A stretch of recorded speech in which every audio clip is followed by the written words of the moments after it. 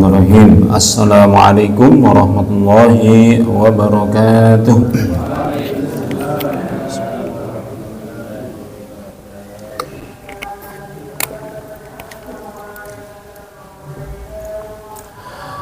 Alhamdulillah bisa minum pagi-pagi sekarang. Alhamdulillah. Sama kopinya ya belum ini. Ada aromanya ya, Masya Allah. Alhamdulillah. Alhamdulillah alladzi allafa baina qulubina fa asbahna bi ni'matihi ikhwana. Asyhadu an la ilaha illallah wa asyhadu anna Muhammadar Rasulullah. Allahumma shalli ala sayyidina Muhammad wa ala alihi wa sahbihi wa man wala ma ba'd. Radina billahi rabba wa bil islami dina wa bi Muhammadin nabiyyan wa rasulahu. Rabbana zidna ilma wa rizqna fahma. Allahumma inna nas'aluka ilman nafi'a wa rizqan thayyiban wa 'amalan mutaqabbalan. Allahumma inna 'ala dzikrika wa syukrika wa husni ibadatika. Allahumma shalli bi faidil imani bika jamili tawakkali 'alaik wa ahyina bi ma'rifatika wa mitna 'ala syahadati fi sabilik innaka ni'mal maula wa ni'man nasir. Allahumma amin. Baik sekalian, mari kita buka dengan basmalah. Bismillahirrahmanirrahim. Alhamdulillah, setelah kita istirahat sejenak dari sejak awal Syawal sampai sekarang tanggal 20, akhirnya kita bisa lanjutkan kembali majelis ilmu kita, tafaqquh fiddin kita. Semoga barokah untuk kita semuanya, amin ya rabbal alamin. Baik sekalian, meskipun sudah cukup lama, tapi tetap mari kita panjatkan doa semoga kiranya seluruh amal ibadah kita selama bulan Ramadan, puasa khususnya, semuanya diterima oleh Allah Subhanahu wa taala. Amin ya rabbal alamin. Dan semoga dibalas dengan balasan yang berlipat-lipat ganda. Amin ya rabbal alamin. Taqabbalallahu minna wa minkum, taqabbal ya karim.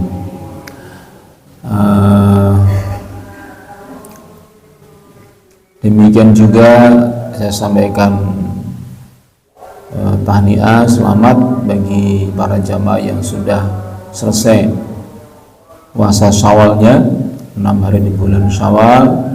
Yang belum, masih ada waktu kurang lebih 10 hari atau 9 hari, silakan segera digenapi.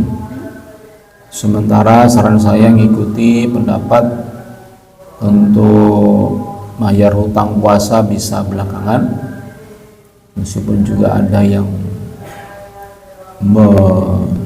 tanda kutip mengharuskan bayar hutang puasa dulu baru kemudian puasa Syawal. Kalau hutang puasanya tidak banyak, misalnya 3 hari, 6 hari, toh Syawal itu sebulan, tapi itu memang ngambil yang paling berat itu. Kalau bisa ya, ibu-ibu khususnya, kalau bisa bayar hutang puasa dulu baru kemudian puasa Syawal, itu hebat banget itu ya. Tapi kalau enggak, memang boleh ya, kita boleh untuk puasa Syawal itu didulukan, bayar hutangnya belakangan. Tapi itu juga merupakan saran atau pendapat dari ulama, semuanya dengan dalilnya masing-masing. Baik, Bapak sekalian, kita akan masuk tema yang relatif baru pada pagi hari ini, yaitu tentang fi ma'rifati syurutil imamah wa man aula bitaqdimin wa ahkamil imami al khassati bihi.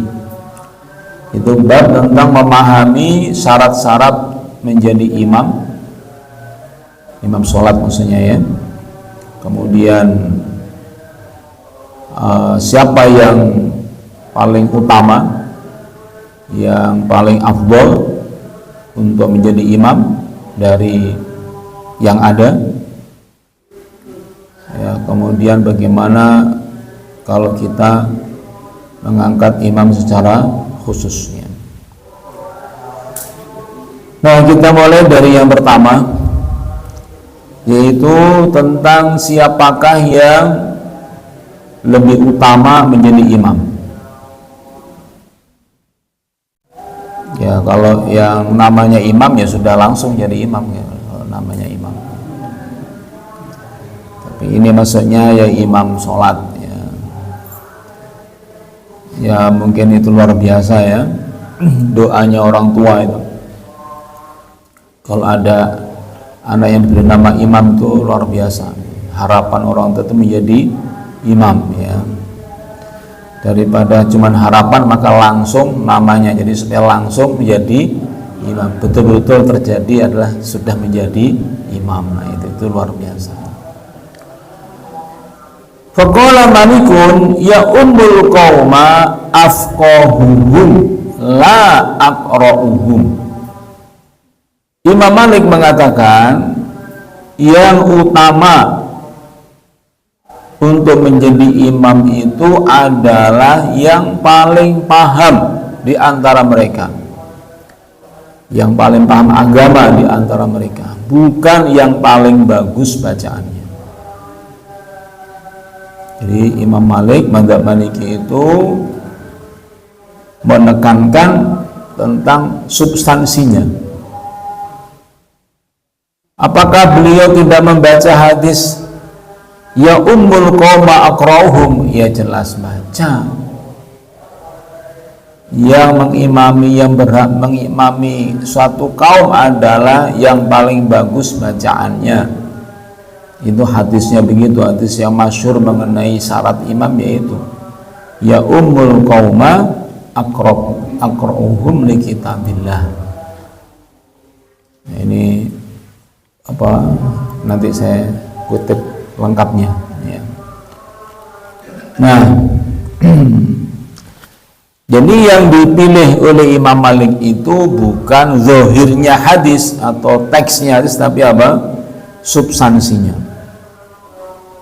Maksudnya ya satunya maaf hanya apal saja, satunya paham apa yang dibaca. Itu afdolnya menurut Imam Malik adalah yang paling paham di antara yang ada. Nah tentu kita tahu kan bahwa tidak semua yang hafal Quran itu memahami betul apa yang dihafalkan, kan gitu. Dibalik juga sama, tidak semua yang paham Quran itu dia hafal gitu. Jadi kalau harus memilih antara yang paham sama yang hafal, beliau lebih memilih yang afqah, yang paling mendalam ilmunya. Ini juga dipegangi oleh Imam Asy-Syafi'i. Wa bi qala Asy-Syafi'i, Imam Asy-Syafi'i juga berpendapat yang sama. Yang berhak menjadi imam itu yang afqah, yang paling faqih di antara yang ada. Wa qala Abu Hanifah wa Tsauri wa Ahmad ya ummul qauma aqra'uhum. Adapun Imam Abu Hanifah, Imam As-Tsauri dan Imam Ahmad bin Hambal, maka mereka lebih memilih yang berhak atau yang paling afdol menjadi imam adalah yang paling bagus bacaannya. Nah, itu ya.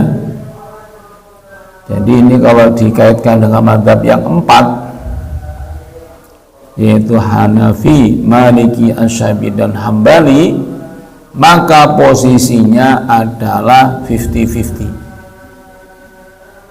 Cuma katanya kalau teman-teman yang ngerjain proyek itu 50-50 itu hanya omongan saja. 50-50 itu berapa? 70-30, 50-50 katanya. Katanya begitu. Yang suka main proyek katanya. Nanti gimana 50-50? Barang bisa eksekusi 60-40, 70, kan ya maksudnya kan dibagi dua, kan nggak harus sama. La ilaha illallah ya gitu. Nah kalau dalam bab ini maka imbang lah gitu. Mazhab Maliki dan Asy-Syafi'i ini hubungannya guru sama murid, Maliki sama Asy-Syafi'i itu sama dalam bab ini, yang afqah, yang paling paham. Sedangkan mazhab Hanafi dan mazhab Hambali ditambah As-Tsauri itu memilih pada zahirnya nas, yaitu yang terucap sabda Nabi adalah aqra'uhu. Nah, itu petanya. Nah, pertanyaannya adalah kenapa kok bisa beda pendapat seperti itu? Wa sabab fi hadzal ikhtilaf, adapun sebab munculnya perbedaan ini adalah ikhtilafuhum fi mafhumi qauli alaihi salatu wassalam ya ummul qauma aqra'uhum li kitabillah. Yang membuat ulama-ulama ini berbeda pendapat apakah yang paling paham ataukah yang paling bagus bacaannya, karena bertumpu pada dalil yang sama, sebuah hadis yang masyhur, hadis yang sahih, yaitu sabda Nabi Sallallahu Alaihi Wasallam, yang berhak untuk mengimami pada satu kaum adalah yang paling bagus bacaannya pada kitabullah. Fa in kanu fil qiraati sawaan fa a'lamuhum bis sunnah. Tapi kalau misalnya ternyata setara kualitas bacaan mereka, maka lanjut kepada yang paling paham tentang sunnah. Fa in kanu fis sunnah sawaan fa aqdamuhum hijratan. Tetapi kalau ternyata kepahamannya yang mendalam tentang hadis Nabi, tentang sunnah Nabi itu setara, maka dilihat mana yang lebih dulu hijrah. Yang lebih dulu hijrah. Ya, kita tahu bahwa tidak semua sahabat Nabi itu spontan langsung hijrah. Ya, ada juga beberapa pertimbangan yang lainnya. Fa in kana fil hijrati samaan, tapi kalau ternyata mereka ini dalam hijrah ini waktunya bersamaan, faqadamu islama, maka dilihat siapa yang lebih dulu masuk Islam. Gitu. Wala ya'umur rajulu ar-rajula fi sultanihi, dan tidak layak, tidak sepatutnya seseorang itu menjadi imam dari suatu masjid yang bukan merupakan wilayah kekuasaannya. Wala yaq'udu fi baitihi ala takrimatihi illa bidnihi, dan juga tidak boleh duduk di rumahnya ya, dalam menghormatinya itu kecuali atas izinnya. Hadis ini muttafaq ala sihhatihi, disepakati kesohihannya. Nah, di sini disebutkan tentang Quran, aqra'uhum fi kitabillah, yaitu yang paling bagus bacaannya terhadap kitabullah, fa'lamuhum bis sunnah, yang paling mengerti sunnah, yang paling duluan hijrah, yang paling duluan masuk Islam. Nah, inilah takarannya. Dengan takaran inilah kemudian para ulama berbeda pendapat di dalam memahami nas ini, dalil ini.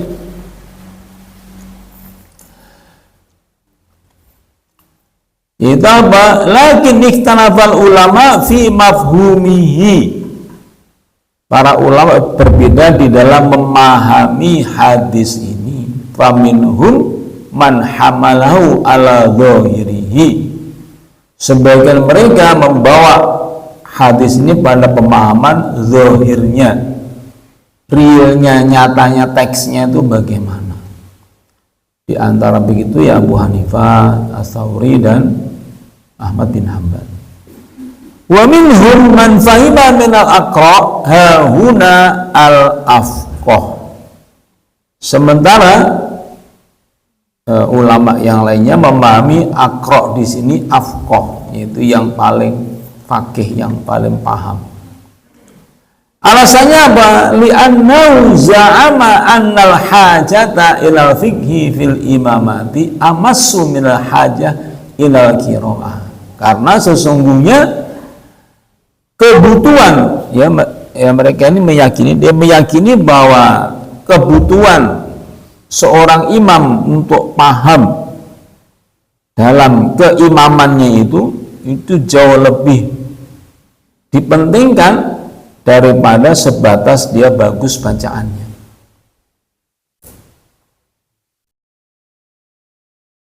Kalau contohnya ya gini, Bang. Contohnya itu kalau jadi imam bacanya bagus, tetapi dia nggak ngerti jadi imam itu bagaimana cara-caranya. Misalnya nih, dia itu mendahulukan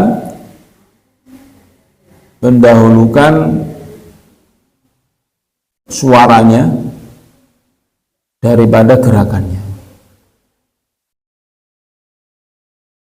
Misalnya nih, Allahu Akbar. Jadi setelah takbir selesai baru dia. Nah ini resikonya apa? Yang jatuh korban sama makmumnya. Karena apa? Bisa jadi makmumnya mendahului gerakan imam. Itu kan bukan bab bacaan, tapi bab apa? Kepahaman. Misalnya begitu. Atau kalau kita buka dalam kitab fikih sunnah, itu agak panjang pembahasannya. Misalnya seorang imam itu dianjurkan untuk menahan gerakannya apabila dia tahu bahwa masih banyak jamaah yang berdatangan.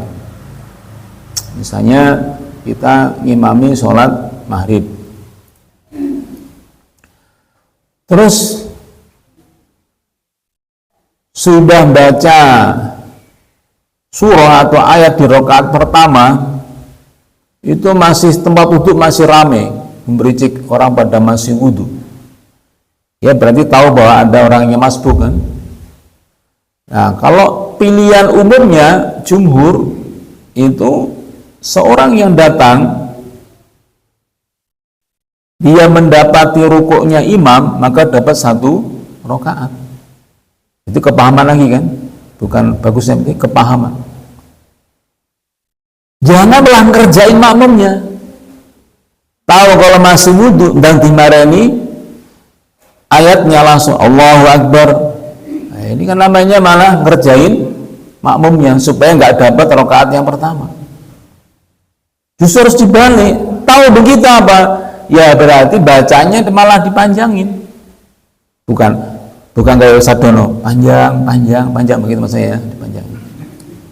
Masuknya itu ya ditambah, misalnya maunya itu hanya setengah halaman, loh kok masih banyak jamaah yang berdatangan, ya ditambah lagi. Masih lagi, tambah lagi. Itu kalau nasihatnya saya sabik begitu. Tapi supaya jamaah itu gerundilnya itu tidak sampai salam, nah nanti rakaat keduanya itu Qul huwallahu ahad Allahu samad. Nah gitu. Itu lebih bagus. Iya betul. Ini daripada dibuat sama waktunya, sementara jamaah itu punya potensi untuk datang nanti itu dia nggak masbuk, artinya nggak perlu nambah 1 rakaat, itu lebih bagus. Yang pertama misalnya itu sampai 1 lembar, kemudian rakaat keduanya cukup wal asri innal insana atau tabat syaitan atau idza jaa. Itu jauh lebih. Itu contohnya itu menyangkut afqah bukan akro, ya. Demikian juga seorang imam itu misalnya tahu kalau jamaahnya itu ada yang sepuh, ada yang anak-anak, ada ibu mau melahirkan misalnya kan, saking semangatnya, Bu, jenengan mau melahirkan, aku pengen sholat jamaah subuh aku pokoknya. Dia mau melahirkan, tidak apa-apa, saya mau subuh jamaah. Nah, tahu seperti itu, maka kemudian jangan sampai malah lama. Nah, kalau dia ngandalkan hafalan saja, kemudian nanti dia pengen murojaah, akhirnya dia lama, semuanya lama. Sementara jamaah sudah yang sebelumnya nggak sakit apa, jadi batuk-batuk. Loh, kok malah wato-wato loro apa emang kayak gak loro apa malah wato. Lama-lama watonya ditambah nah gitu. Sampai ada protes, amin, padahal gak waladhdallin malah amin gitu. Nah, ini berarti kan sudah gelisah. Nah, itu harus peka. Nah, itu urusannya apa? Afqah, bukan akroh. Nah, gitu. Nah, ini ya termasuk akhirnya kalau bicara iman ya bicara khotib juga akhirnya. Kalau Jumatan itu harus hanya bicara khotib juga. Kalau khotib ini hendaknya peka ya. Rasulullah pernah menegur. Jadi mungkin kita ini perlu lebih memperluas literasi mengenai hal ihwal khotib dan suasana khutbah. Misalnya Rasulullah pernah tengah-tengah khutbah itu ada salah seorang sahabatnya yang datangnya masbuk. Kemudian sahabatnya langsung duduk, ya kan? Langsung bangun. Apa kamu sudah sholat? Belum ya, sholat dulu 2 rakaat. Jadi boleh khotib itu interaktif dengan jamaah itu boleh. Nah, makanya kalau misalnya di jamaah itu, ya ini maksudnya kalau tadi kan kelamaan, tapi kalau baru mulai sudah gaduh, ini berarti kan memang tanda kutip ya masalah jamaahnya, artinya perlu diingatkan. Baik yang gaduh itu anak-anak atau ya anak usianya 50 tahun tapi anaknya bapaknya maksudnya. Ya itu 50 tahun ngobrol dengan temannya gitu ya. Ya itu perlu mengingatkan. Saya beberapa kali ingatkan. Ya memang Masya Allah ya keragaman kaum muslimin itu. Dan lagi kita tuh ngelus dada itu. Ada masjid itu yang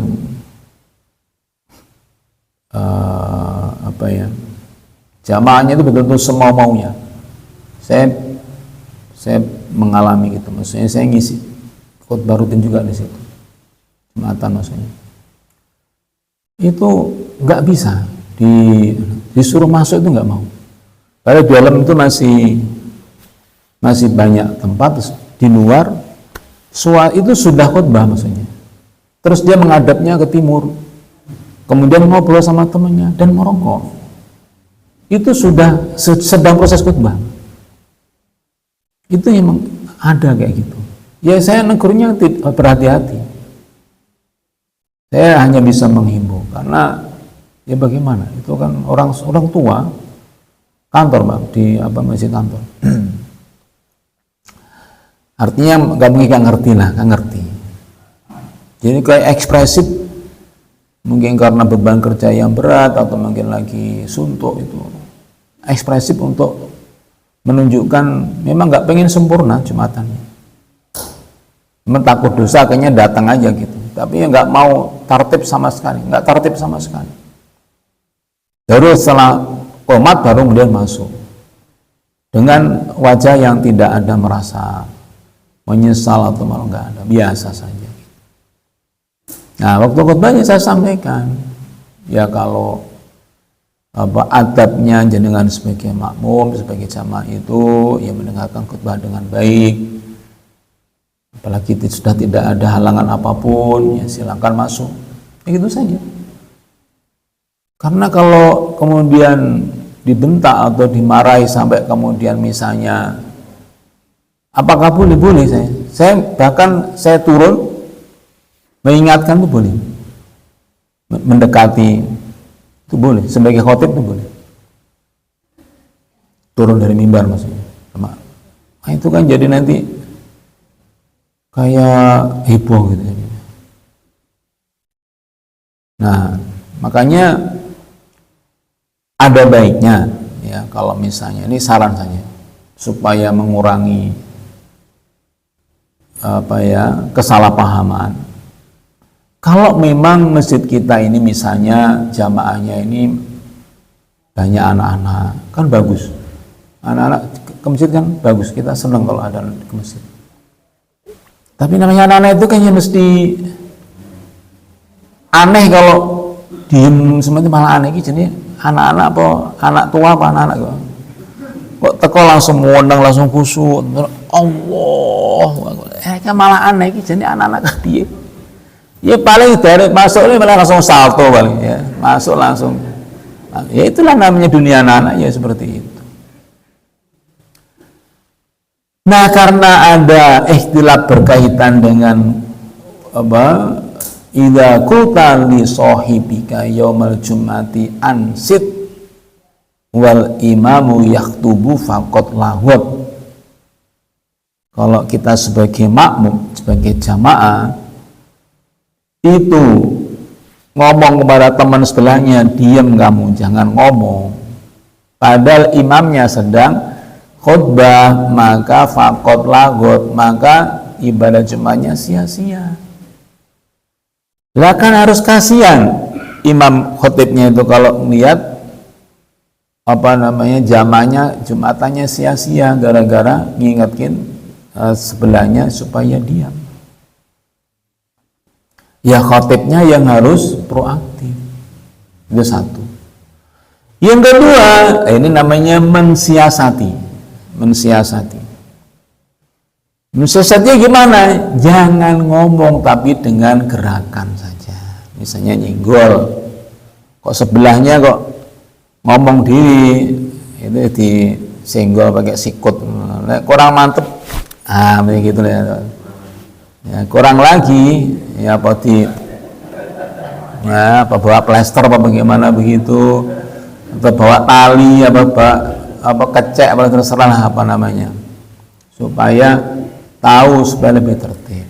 Nah, kemudian ini saran saya, jamaah itu ada ini apa keberhasilan ya, bagus tidaknya suasana khutbah itu jangan dilimpahkan hanya kepada khotib.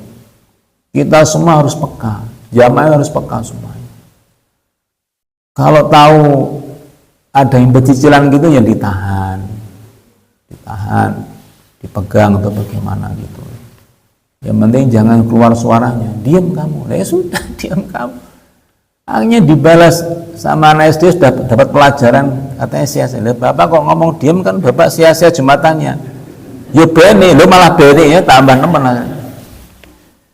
Nah ya gitu. Itulah apa namanya, dinamika yang seperti itu. Nah, kalaupun ternyata itu nggak berhasil, ya nggak ada masalah. Nggak usah jangan tuh panik. Ditegur khotib tetap saja. Kita sudah apa namanya mengingatkan dengan cara yang nggak batalkan dengan gerakan juga. Ya sudah. Emang dia bisanya baru seperti itu, ya sudah. Nah, nanti selesai Jumatan baru kemudian kalau bisa diperdalam, diingatkan gitu, dinasehati gitu ya. Itu yang terbaik begitu. Nah, nasihat itu ya nasihat, namanya nasihat itu ingin memperbaiki, bukan ingin apa namanya menelanjangi atau apa, untuk melecehkan ya, misalnya ditegurnya di banyak orang itu ya kurang afdol, ya afdolnya ya personal gitu. Itu contohnya begitu. Nah, ini bagian dari afqoh ya, itulah yang diyakini oleh mazhab Maliki dan Asy-Syafi'i, bahwa aqra itu enggak mencukupi hanya sebatas bagus bacaannya, itu ya sudah bagus banget, bahkan kalau sampai bacanya bagus, tetapi nggak memadai. Kalau mengandalkan hanya bacaan, nanti khawatirnya malah tidak paham hal ehwal menjadi imam gitu. Kemudian nah yang nggak kalah penting ini Bang, ini kalau ini cocok dengan Muhammadiyah nih, kalau yang argumen yang kedua ini.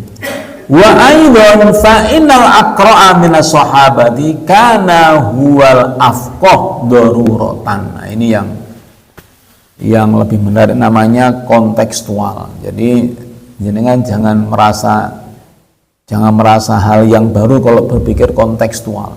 Jadi imam madzhab itu sudah lama, sejak generasi keemasan yang ketiga itu, abad ketiga Hijriah itu sudah biasa berpikir kontekstual biasa. Yaitu apa? Baik madzhab Maliki maupun madzhab Syafi'i itu pertimbangannya kenapa aqra'uhum itu dipahami afqahuhum itu yang paling faqih itu karena yang disebut dengan akro dari kalangan sahabat, ya, yang dikatakan yang paling bagus bacaannya di kalangan sahabat itu sudah pasti mereka ini afqah. Nah gitu. Kalau levelnya sahabat, kemudian ditinjau yang paling bagus bacaannya itu, artinya mereka ini mesti semuanya sudah paham. Seperti misalnya kalau Mu'adz bin Jabal itu selesai ikut sholat jamaah maghrib dan isya bersama Nabi di Masjid Nabawi, maka beliau mengimami di kaumnya. Mu'adz bin Jabal itu ya jadi aneh kalau dia itu hanya bagus bacanya, ya mesti otomatis afqah, faqih. Nah gitu. Nah ini yang menjadi pertimbangannya. Maksudnya kalau zaman sahabat, bahkan mungkin sampai tabi'ut tabi'in, kalau dikatakan seorang imam itu aqra, itu pasti afqah. Nah gitu. Tapi seiring dengan berjalannya waktu, jauhnya juga kita dari sumber aslinya, lamanya juga rentang waktunya, maka yang nggak otomatis yang aqra itu adalah afqah. Nah gitu. Pengalaman saya dulu ngaji ya begitu. Saya ngajinya kan nyusul, teman-teman saya sudah duluan, saya baru belajar ngaji. Mereka udah banyak hafalannya. Nah, saya masih abata, dia sudah surat-surat pendek. Terus habis itu saya begitu mengagumi teman-teman saya karena sudah lancar membaca surah-surah pendek itu. Alhaakumut takatsur hatta, itu hafal banget. Terus habis itu saya tanya, kalau yang ini jangan tanya begitu, katanya, jangan tanya begitu, pokoknya harus dari depan. Alhaakumut, saya tanya yang tengah, dia tidak bisa baca. Ternyata apa? Dia belum bisa baca, tapi dia hanya hafal saja. Hafal tapi nggak bisa baca. Nah gitu. Jadi terjadi, maksudnya itu mungkin terjadi orang hafal itu nggak bisa baca, itu bisa jadi. Gitu. Ya sama lah misalnya, bahkan mungkin dia paham, diulang-ulang adanya kejadiannya. Mohon maaf ini saya bukan mengoreksi muadzin di mana ya, saya hanya ngomong saja.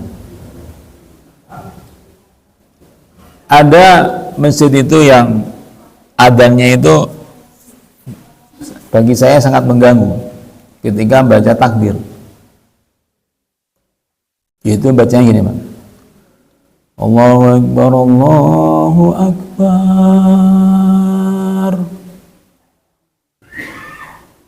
Lagi mungkin bayangan dia itu setiap terakhir harus dipanjangkan. Allahu Akbar, Allahu Akbar. Panjang barnya itu. Tapi kalau dia itu ditanya, mesti dia paham Allahu Akbar artinya Allah Maha besar. Mesti tahu itu.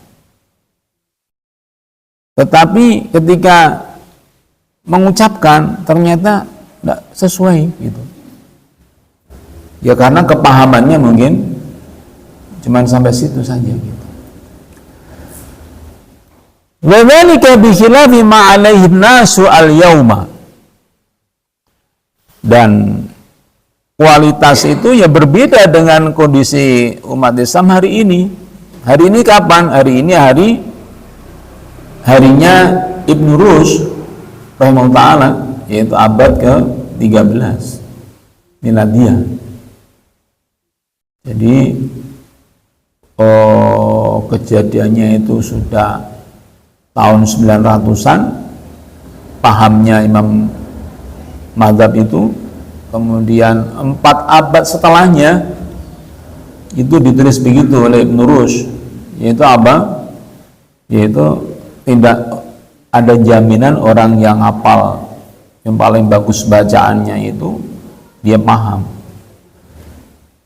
Itu abad ke-14 Masehi, 7 abad yang lalu. Makanya Masya Allah ya, tradisi ulama itu mereka ini dalam bab tekstual, kontekstual, hakikat, kemudian dohir, itu sudah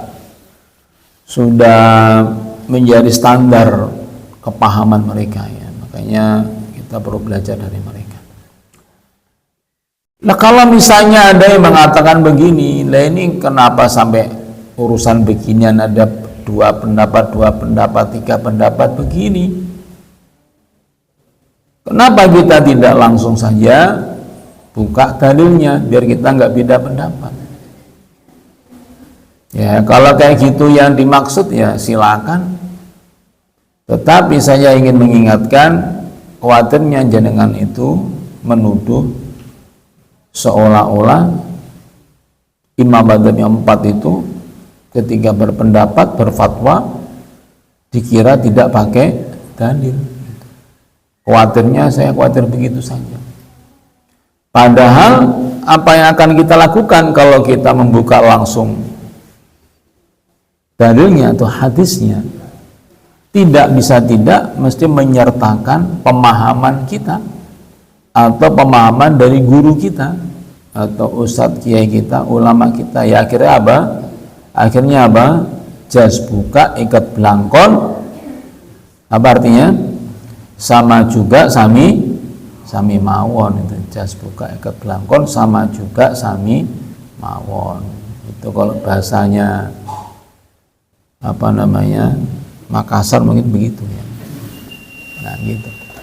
Nah itulah Bapak sekalian yang perlu saya sampaikan kali ini. Ya semoga ini menjadi bahan renungan buat kita semuanya. Mungkin ada yang mau disampaikan, ditanyakan, saya persilahkan. Monggo. Terima kasih Ustaz.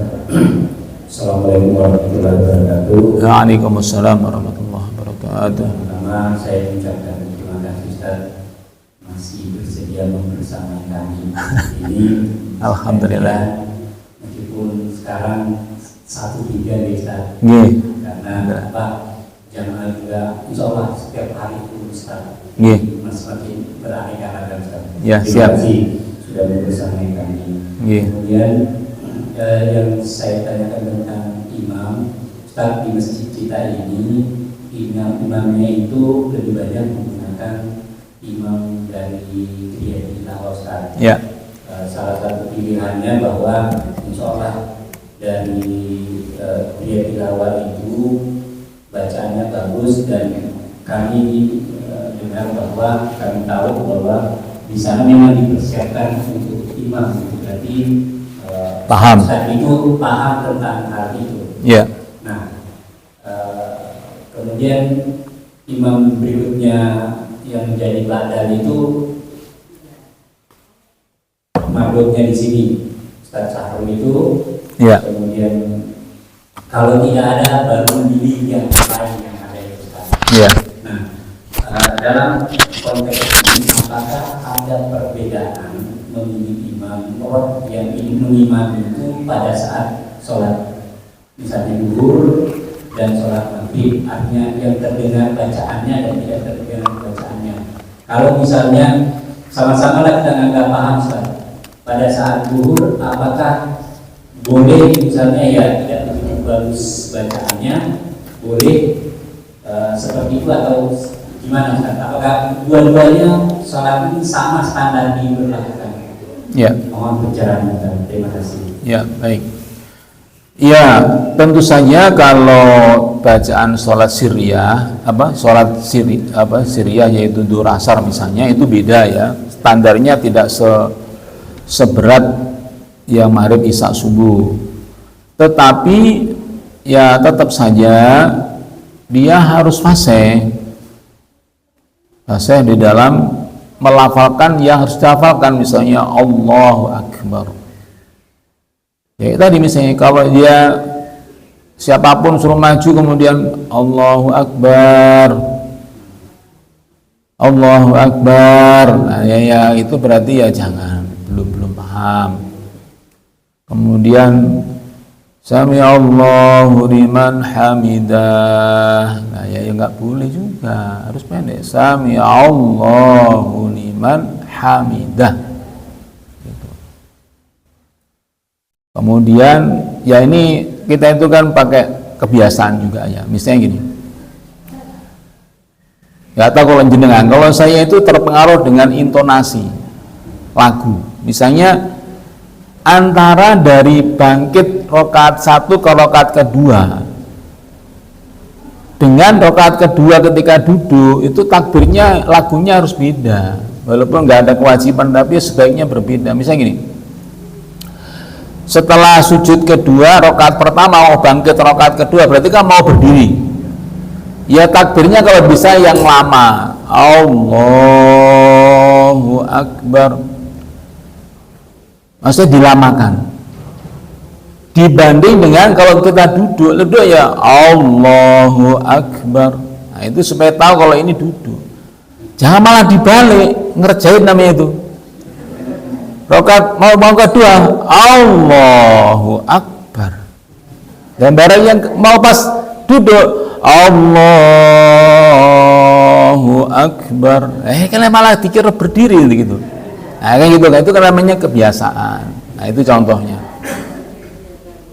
Ya kebiasaan itu tidak salah, kan itu kan untuk membantu jamaah yang nggak ngelihat, kan jamaah kan kalau masjidnya besar kan nggak ngelihat gerakannya imamnya, dia dibantu dengan suara ya, intonasi itu penting. Nah, itu contohnya. Kemudian salam itu juga harus belajar ya. Yang panjangnya mana, yang siddah, yang tasdid yang mana. Assalamualaikum. Nah kalau asala nggak pakai ya itu berarti ya belum, atau lamnya nggak dipanjangkan, assalamualaikum ya kan kurang bagus ya, kayak gitulah. Pokoknya yang dilafalkan itu ya sudah bagus, walaupun nanti dia kalau ngimami maghrib bisa subuh masih belepotan, sudah memadai, sudah cukup. Pas takbir kemudian ruko, iktidal, salam itu sudah bagus, ya sudah cukup. Ngoten ya. Saya kira cukup ya. Oke, monggo. Waalaikumsalam warahmatullahi wabarakatuh. Ya, Ustaz, kalau di masjid itu ada yang lebih paham, lebih yang itu, dia nggak mau maju itu, mengerti ketika maju itu apa dia berdosa gitu, Ustaz?